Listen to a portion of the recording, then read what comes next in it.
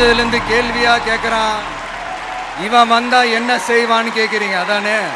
அதை செய்வோம் இதை செய்வோம் இந்த பொய்யான வாக்குறுதிகள்லாம் எப்பவுமே கொடுக்க மாட்டோம். எது நடைக்கு சாத்தியமோ எது உண்மையோ அதை மட்டும்தான் கொடுப்போம்.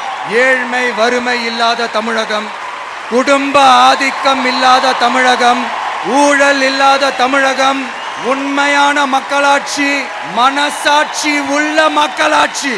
கான்ஃபிடென்ட்டா இருங்க, நல்லதே நடக்கும், வெற்றி நிச்சயம்.